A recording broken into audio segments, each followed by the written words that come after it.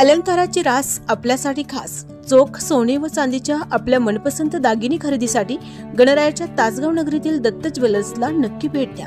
अनेक व्हरायटींचं सुवर्ण दालन म्हणजे दत्त ज्वेलर्स। 22 व 24 कॅरेटचे 916 हॉलमार्क दागिने आमच्याकडे उपलब्ध। मनपसंत डिझाईनचे अलंकार ऑर्डर प्रमाणे तयार करून मिळतील। सोने आणि चांदीची घड्याळही उपलब्ध। सुवर्णवेशीची सोय। तुमचं समाधान हेच खरं आमचं सोनं। आमचा पत्ता युनियन बँकेसमोर विटा रोड, दत्त ज्वेलर्स, तासगाव। संपर्क सागर कदम 92 25 57 66 57।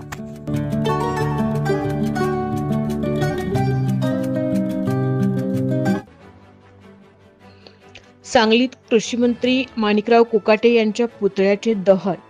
वादग्रस्त कृषी मंत्री माणिकराव कोकाटे यांच्या प्रतिकात्मक पुतळ्याचे दहन बुधगाव येथे करण्यात आले।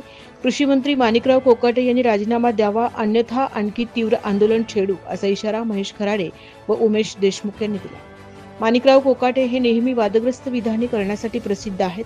त्या बाबतीत ते प्रसिद्ध असतानाच विधानसभा अधिवेशन सुरू असताना अधिवेशनात अनेक प्रश्नांवर चर्चा सुरू होती। त्याचवेळी ते रमी खेळत असल्याचे निदर्शनास आले। या बाबतीत त्यांची चूक कबूल करण्याचीही तयारी नाही।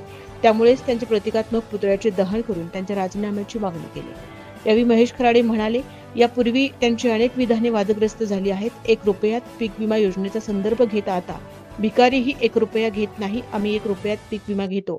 या विधानाने त्यांच्या शेतकऱ्यांच्या विषयी तळमळ किती आहे ते लक्षात येते।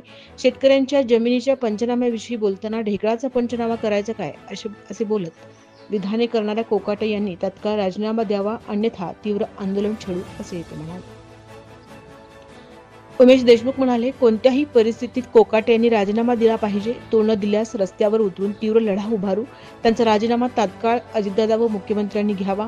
यावेळी प्रवीण पाटील, अधिक पाटील, विक्रम पाटील, बाळासाहेब पाटील, दिनकर साळुंखे, अधिक पाटील, उमेश एडके, मनोहर पाटील, खान पठाण, सचिन पाटील, सयाजी कदम, धनाजी पाटील, PM पाटील, अमर पाटील, रामदास गुरव, बाळू पाटील, निलेश बाबर, अनिल कोकाटे आदींसह शेतकरी मोठ्या संख्येने उपस्थित होते। विशेष प्रतिनिधी सांगली।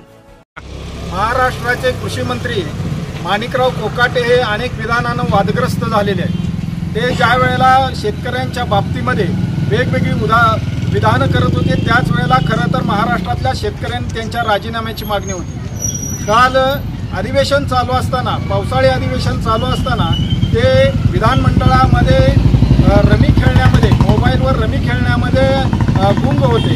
असा कृषी मंत्री महाराष्ट्रामध्ये जर असेल तर ते महाराष्ट्राचं वाटोळं झाल्याशिवाय राहणार नाही। आज महाराष्ट्रात शेतकऱ्यांचे वेगवेगळे प्रश्न तयार झालेले आहेत। या जमिनीच्या अधिग्रहणामुळे महाराष्ट्रातला शेतकरी त्रस्त आहे। त्यांच्या बाबतीमध्ये लक्ष देण्याच्या ऐवजी विधानसभेमध्ये अधिवेशन चालू असताना हे महाशय जर रमी खेळण्यात गर्क असतील तर अशा मंत्र्याला मंत्रिमंडळात राहण्याचा काही अधिकार नाही।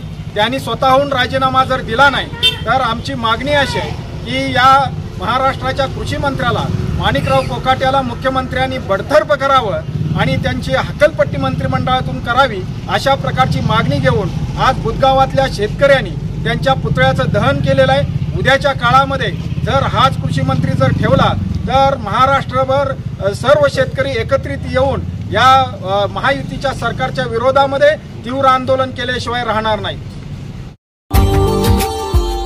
Subscribe now and press the bell icon. Never miss an update.